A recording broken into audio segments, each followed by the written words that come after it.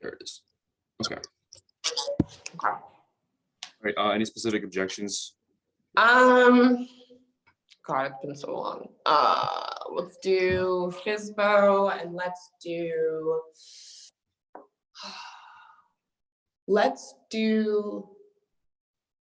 you used to have you're licensed, or no, let's do your wife is licensed. She's currently licensed, or she used to be? Let's do she used to be licensed. Yeah. Okay. Yeah. Okay. Okay. I mean, after the main ones. Okay. Ring, ring. Hello. Hello, is this Evan? That's me. Evan, this is Dominique. I'm a local real estate agent. I'm calling about the home for sale. I noticed you're selling it yourself. Is that right? Yeah. Awesome. Okay, great. Well, I decided to give you a quick call today because obviously I work with a lot of buyers and sellers here in the area and wanted to see how things are working out for you. Well, they're going pretty good so far. We just barely put the house on the market yesterday, and you know, I knew it was a hot market, but I wasn't really expecting the amount of activity we've had so far. So it's going great. Yeah. That's awesome. Hey, I mean, I don't think any of us really expected the activity that has happened so far. So, I mean, it's good to hear that even as an owner, you've been able to see that. And can I ask, is saving the commission the main reason why you decided to list the property yourself instead of using an agent? Yeah, for sure. I mean, you know, selling a home can be kind of hard, but in today's market, like we were talking about earlier, like, you know, there's certain things to it, but I feel like we have those covered. So. Okay. And obviously, I assume you mean covered in terms of showing the property and taking the phone calls and putting up all the different advertising that you've done, right? Yeah, exactly. And just making sure we get it sold for exactly what a realtor could. For a realtor could. Yeah. I mean, and you're right. It's absolutely, especially with Zillow estimates and Redfin estimates, it's a heck of a lot easier in terms of trying to put the pieces together to get your property sold. It's changed a lot. Yeah, no, you would definitely agree. And at the same time, Evan, let me ask you this. If there was a way where you would be able to, oh my God, I totally blanked on the script is. If there was a way where I would be able to net you more money if you were to work with me, instead of choosing to sell it yourself, and I could do all the work and also do the marketing activities that I do that are quite unique and different from what 99% of all agents do out there. Is that something that you might consider? Maybe. So, I mean, when every agent says they're different, and I guess maybe over the phone you could tell me what you do that you're different. My wife actually used to be a real estate agent, and so that's it's a big part of why we're going for sell by owners. She knows what she's doing, obviously. I mean, you know, obviously every agent says they're different, but she says, I mean, she does her own, you know what I mean? She has her own tactics and everything like that. So I feel like we're kind of covered in that area as far as needing a realtor. Okay, I completely understand where you're coming from. Obviously, it sounds like your wife, she is a good agent, and you said that she used to be licensed, but it's inactive right now, right? Yeah, exactly. Okay. So obviously, yeah, like you have your wife as a real estate agent. She knows what she's doing, no doubt about that. And you kind of feel like you're covered in terms of everything else. And I know too that you've gotten a ton of real estate agent calls, and everyone's probably been saying the same thing. Oh yeah, I can sell it different. I have a buyer and all this different stuff. I understand that and I hear that. And at the same time, you would agree too that there's a huge difference between saying one thing and then doing something different and actually having a track record to back that up, right? Of course. Yeah, that's why we haven't signed with any of those agents that have been calling us. So yeah, absolutely. And here's what I would like to do, Evan, and it would just take 20 minutes. Why don't we meet you, your wife, and myself, and I will show you and share with you my track record and how I'm able to outsell. I sell 3 to 4 times what all those other agents that have called you, what they sell. And I want to share with you how I've been able to do that and how I would be able to work with you and your wife as a team together to get this property sold for the most money possible in this hot sellers market that we know is out there. Because if this property is hot already, I know that given what my team and I, what we do and how we sell homes differently, we could take this to new heights. I have no doubt about that. So would you have time, you, your wife and I, to meet for just 20 minutes today, either 3 or 4 o'clock?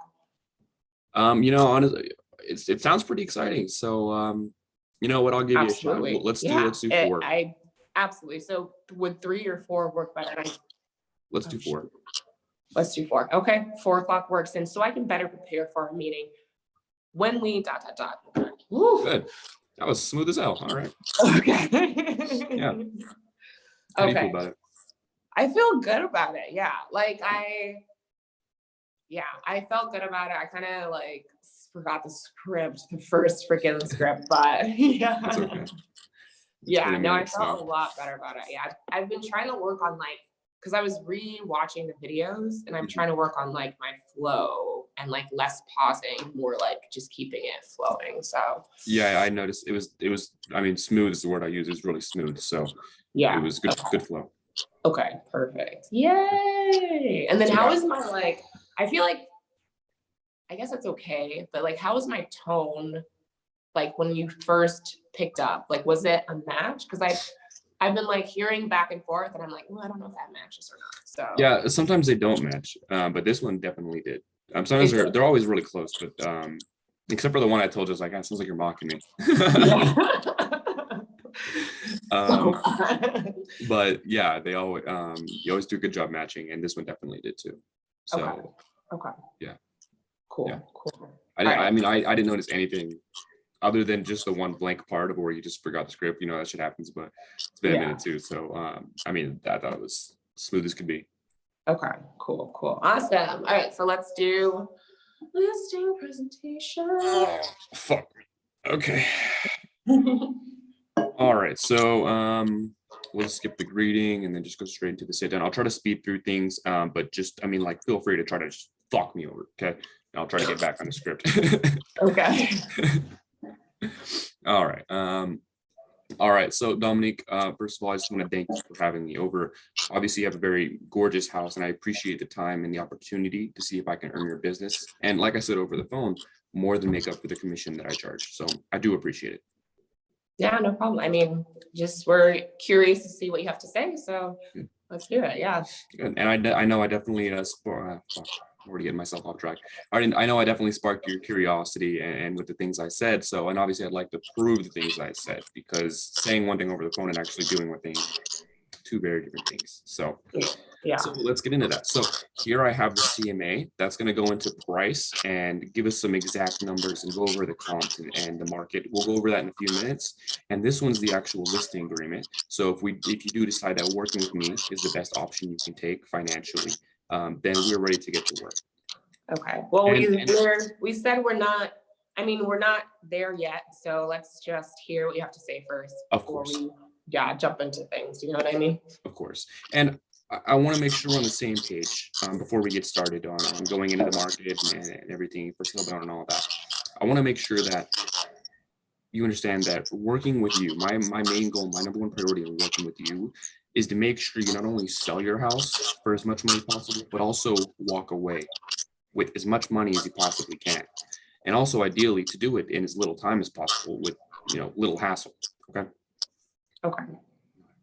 So let's kind of just, I struggle on that, like just saying, okay, you know what I mean? Like, I don't know where to go with that. Does she say okay or in the physical presentation, or does she say something else? Because I feel like, go ahead.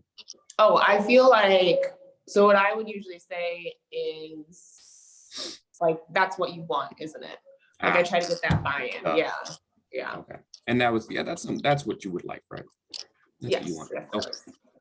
Okay, great. So let's just kind of jump in and let's talk about the market and supply and demand.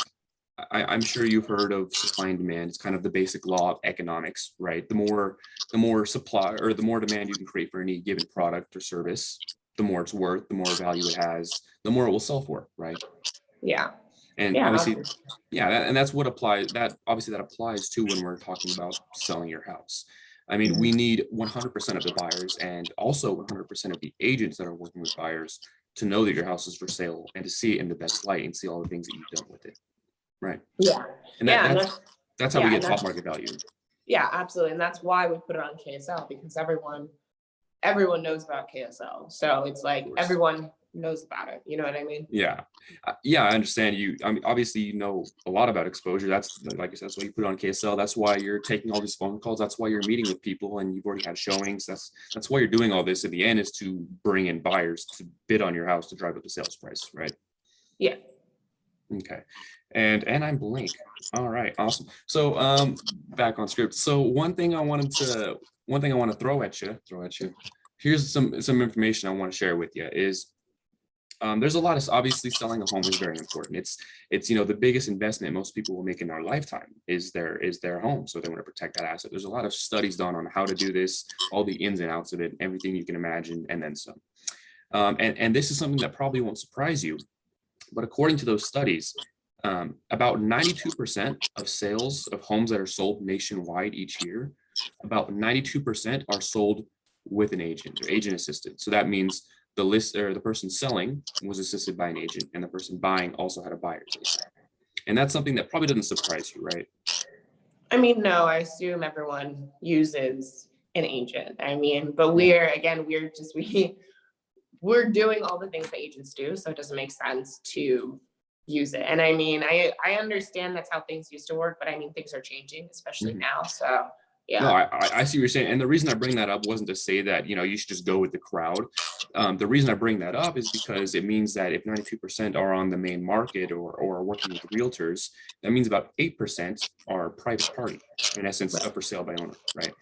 And the reason I bring that up is because when we take a step back to what we were just talking about is supply and demand, if we know that we need 100% of the market, 100% of the buyers, and 100% exposure to get top market value, and as a for sale by owner, we're only getting about 8% of the buyer's market. You can see how that would be an issue, right? Yeah, I can see that. Okay. So let me ask you, if we know, and I think we agree that 100% of the buyers equals top market sales price. What do you think, when you think about it, what does 8% of the market equal for your sales price? I mean, I don't really know. I mean, it doesn't matter what 8%, like it shouldn't matter, because I mean, look at a Louis Vuitton store, it's not like 92% of the world doesn't walk into a Louis Vuitton store, only like 8% does, but they're still able to sell like their purses for like thousands of dollars. So it's kind of like that, like I just go with it. Oh yeah. I'm just like, I don't know what to say to that, but So it's so it's like that's like we know we put a lot into this house. It's beautiful and it's a Louis Vuitton. So it's not like I don't necessarily want all 92% of the people to come in here. Like I want that 8% who has the money to walk in this store and see it and buy it. And I make the most money possible, and I don't have to have I don't have to have a salesperson to do that. Like it's one store, one purse. I'm here. Come in, buy it, leave. Dominique, you're 100% right. I mean, after walking through this house, I mean, the pictures really don't do it justice. You've really done a lot to set your house apart and make it a Louis Vuitton, a high-end house, right? And you mentioned Louis Vuitton specifically, and Louis Vuitton. I mean, let me make a distinction. There's a difference between knowing that something is for sale and knowing about it, and then walking in the store itself. So Louis Vuitton, pretty much everyone, 100% of the market knows about Louis Vuitton, right? Everyone knows Louis Vuitton. Yeah, right? Everyone. Not that everyone can afford it, but when we're talking about exposure and demand, who doesn't want Louis Vuitton? Right. And 100% of the people know about it. Imagine if only 8% of the market of people that were into buying fashion, only 8% even knew about Louis Vuitton. What do you think would happen to their sales? I mean, yeah, obviously it would be 8% of that 8%, which is like nothing. So yeah. So you see what I'm saying there as far as the exposure and 100% of the buyers knowing about your house, knowing about your Louis Vuitton house that's for sale, right? Yeah, I see what you're saying. Okay. Yeah. And obviously we don't want let me rephrase that. We don't want every single buyer in the state of Utah or in this market to be walking through your house, right? No, absolutely not. Yeah, 100%. And there's a lot of screening that goes through that, that I do. Yeah, and that's what we've been doing too. I mean, I've been telling people, like, look, we're I mean, we're vaccinated and everything, but I don't want people just touching everything, and there's a lot, and it's kind of a hassle because people are like, they get offended. I'm like, I don't care. Like, if you like it, you saw the pictures, like, you can come in, just like wear the booties and, like, you know what I mean, wear the gloves and it's fine. But like, it's just, yeah. So I don't want just any Tom, Dick, and Harry to walk in this house. And like, and then a lot of them too, they're all like, just like, oh my God, it's so beautiful. Who did the work? Like, can I just get like the information of the contractor? And I'm like, no, you're not gonna get, like, why are you wasting my time? Like, you know what I mean? I'm really glad that that's something you're focusing on, because a lot of for sale by owners will get caught up in the fact that they have so many people interested and just let everyone stampede through their house and not really care and just get caught up in the excitement. So it's really good to hear that you're focusing on that. And well, actually, so I want to get back to and so the reason I brought up that bringing all those buyers in and making sure we get 100% exposure, the reason I was asking you that is because obviously I'm making a point, right? Saying that the 92% versus 8%, that's a big difference in exposure. But I'm also asking that to genuinely get an answer from you and see where your head's at, because everyone's different. I'm not too sure what your, where your head's at as far as how the exposure is going to affect you. So if we do know that 100% exposure is going to get us 100% of the sales price, if you had to think about it and pick a number, I don't want to say pick a number. If you had to think about it, where do you think, how do you think only having 8% exposure is going to affect your sales price? What do you think? I guess maybe like 50%, or like maybe 40%. It would like 40%, huh? Oh, what was the question? Affect your sales price. So how would it affect the sales price? I would say just 8% then. 8%. Okay, so you'd lose about 8% off the top of your sales price. Yeah. I mean, 8% is a lot of money, right? I mean, it is. Yeah, it is. I mean, but I think the thing to realize too is, like, we've done this. Like, I run a store. My husband runs a store. His store. Like, we know how to advertise. We know the market. Everybody knows our stores, and so they know, like, who we are. So it's kind of like, and then we've been able to advertise the property for sale in our stores too, and like put up flyers there and everything like that too. So it's not, so it's not like, and I'm sure that's helping a lot, and definitely putting in that work. I think it pays off. But so this is where I don't know if I should drive home the 92%, but I think I've already beaten that to death. So, and I'm sure all of that helps. And here's what's interesting, Dominique, is, like I said, there's been a bunch of studies on this, and they're different every year by 1% or 2%, but they're always around the same number. For 2020, private party sales for sale by owners sold for 24% less than homes that were assisted by agents. That's a big difference. It's a really big difference. And I keep this in mind too. 2020 was a hot year, right? Yeah. Assuming Utah. 2020 here in Utah, I mean, we were breaking records, all sorts of records. And 2021's hot too, and a little bit hotter, but 2020 was on fire. And for sale by owners still sold for 24% less. Yeah. Okay. And look, there's a lot of reasons for that. I mean, there's so many reasons for that. We've already talked about the lack of exposure, right? And exposure is probably one of the bigger reasons. There's so many reasons I could dive into and talk to you off about why for sale by owners are always getting cut short in the real estate market. And one of the, actually, sorry, I'm lost here. Oh, and one of the cock and balls. I don't know how to segue to that. Let me just think for a second. What are you trying to segue to? Why the buyers that are trying to save money. So, and there's so many reasons for that, Dominique. And one of the reasons, actually, that 92% of, fuck it. Give me my script. I'm gonna blank out every once in a while. That's that. Okay, but one of the main reasons is the types of buyers that are attracted to bypassing the real estate agent and going directly to a for sale by owner. And And look, the reason that so many, pretty much all buyers that are buying a house in today's world, the reason they decide to work with a real estate agent is because it's free to them. And I don't know if this is something you've spent much time thinking about yet. I don't know if it's something you spent much time thinking about yet, but let's say you get this paperwork signed, I get to work, and I bring you in an offer, you're going to be paying me 6% commission. Yeah. You're paying me 6% commission, right? Half of that I'm paying to the buyer's agent. So essentially, the buyers get to work with a licensed, professional, experienced real estate agent for free. I mean, we are offering a commission to buyer's agents, so it's not, it's Okay. not, it's the same thing. Like they can still work with buyer's agent and their buyer's agent can bring them in and they'll still get paid. So it's just we're not paying an agent to represent us because we know what we're doing. Okay, so you are okay with paying a buyer's agent. Yeah. So if they do say that, this fucking cat, if they do say that, I'm not too sure, like half of the script is based on them not paying a buyer's agent. You know what I mean? So yeah. So if they do say that, let's see, where would you go with that?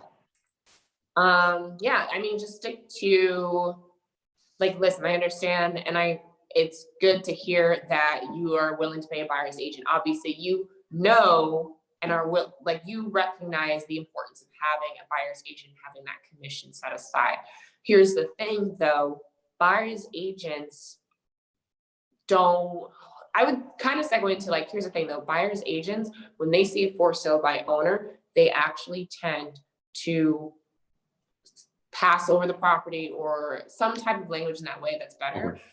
Pass over the property, because here's the problem. Out of all the for sale by owners that are out there, honestly, and I've experienced this myself, 50% of them, they're just testing the market. And even if they get offers at asking price or at list price, they simply don't sell. And that's something that every agent is made aware of. And it's actually part of our training when we first get our real estate licenses. They let us know, hey, you might be tempted to take your buyers to for sale by owners, but just know that there's a lot of time that you might not get back and still not get a sale. So when That's you're good.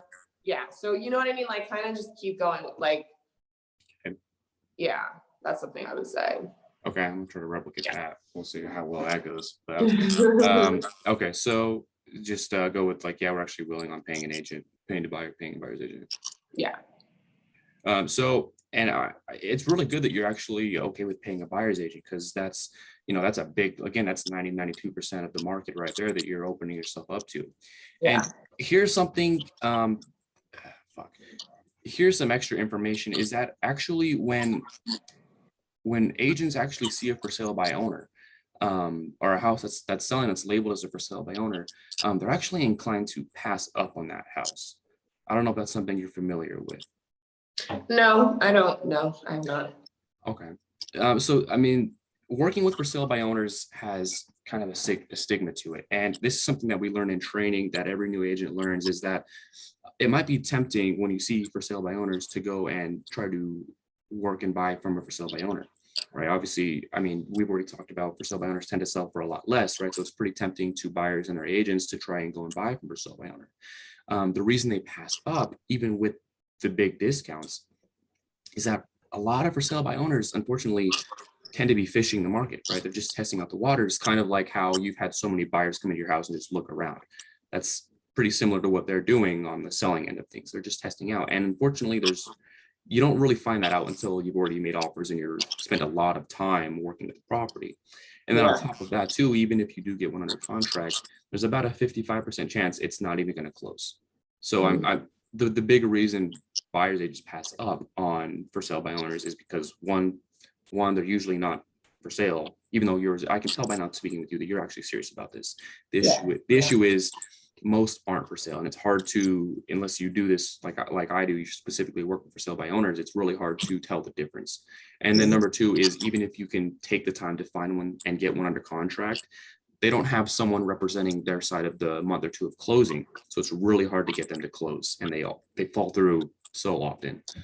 So I hope that's easy to see why, buyers agents or buyers that are working with agents really aren't going to be exposed to your house and your yeah. Yeah, I see that. Okay. Yeah. And so this is where we're going to the 4 types of buyers. Yeah. And so maybe this will be helpful too. And I want to talk about the types of buyers because I know you've had a lot come in. This is kind of the lingo we use. So say I have a showing and then a business partner asked, oh, what kind of showing was it? What kind of buyer was it? I'll give one of the 4. So this is just the lingo we use. They're serious and in a hurry. This is someone who obviously they're serious as in they really need to buy a house. They probably just sold their house or they just got their house under contract. Now they're qualified to go buy a new one. And maybe they're living at a friend's house, so they're in a hurry. Obviously, this kind of person, this kind of buyer is going to be using an agent, right? They want someone who's going to get things done quickly, get it done right, get it done professionally. They're not going to have time to go and search for a for sale by owner and take the time and risk of dealing with all of that when they need a house now. Yeah. Especially if you're working with an agent free, right? Right. Yeah. Yeah. And number 2, the second type of buyer is serious, but not in a hurry. This is mostly comprised of first-time home buyers. So I don't know if you can think back to when you were a first-time home buyer, but it's pretty scary. You're kind of just in the dark, and obviously you're going to want someone who's going to hold your hand and show you all the houses and walk you through the process of buying a house, right? Yeah. Yeah. I see that. Okay. So is it easy to see why that kind of buyer would also be working with an agent? Yeah. Okay, especially if it's free, right? So yeah. And the third kind of buyer is the investor. Now, I'm sure I don't need to dive too much into this, but investors, obviously, they can't pay full price for your house just by nature, right? They need their money to work for them. They need to put $1 in and get 2 out. And there's actually a lot of real estate investment seminars here in Utah as of the past year. They've really spiked up because there's so many for sale by owners. And at these seminars, they'll train you how to close deals, where to find properties, how to market to for sale by owners. Fuck that. And they'll teach you how to close these properties and where to get them and how to negotiate for them. And the number 1 target for investors actually happens to be for sale by owners. Yeah. Okay. And I mean, if you think about it from an investor's perspective, obviously, I know a lot of this is probably something that, you just haven't had the time to think about. But in the real estate industry, it's not really a big secret that for sale by owners are always selling for so much less and are always getting cut short. So obviously, it's a gold mine for investors and bargain hunters alike, right? Yeah. And you don't want to sell your house to an investor, I'm sure. No. Okay. And the 4th type of buyer, they aren't really kind of buyer, but they're in the category nonetheless, and you've already dealt with them. It's the looker. Yeah. And I feel this when I say this because this is something I have to deal with as a listing agent, but also you as a for sale by owner. It's no different.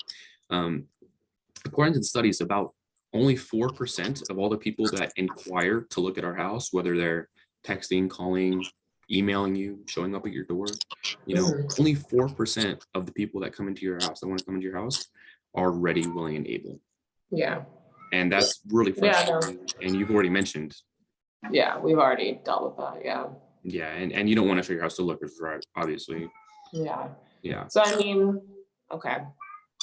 So if you're saying that we should work with you, what commission would you charge then? I charge 6%. You charge 6%. And so what would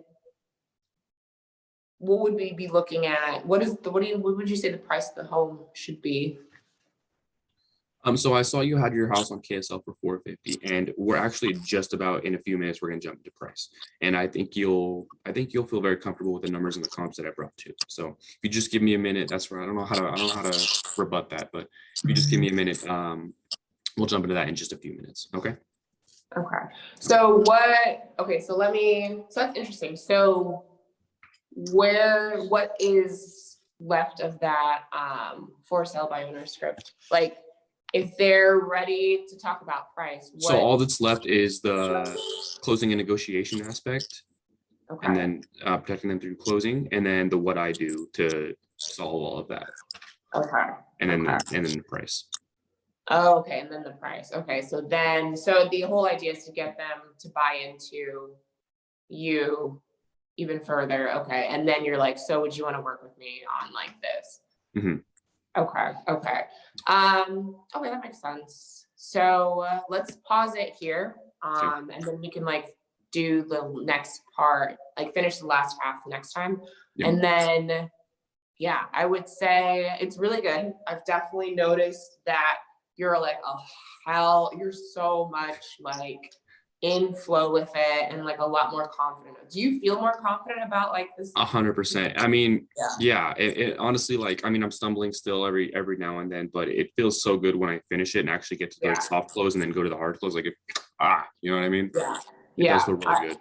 It does. It definitely shows that like you feel a lot more confident about the script, and then you feel a lot more like your response to like my Louis Vuitton side thing. That was really good because I was like, That threw me. That was a curveball. I was like, there's no way you'll be able to handle this. But the way that you set it up, where it's like, okay, but if only 8% of people knew about Louis, like that was really good. And I think you handled that very, very well. Thank you.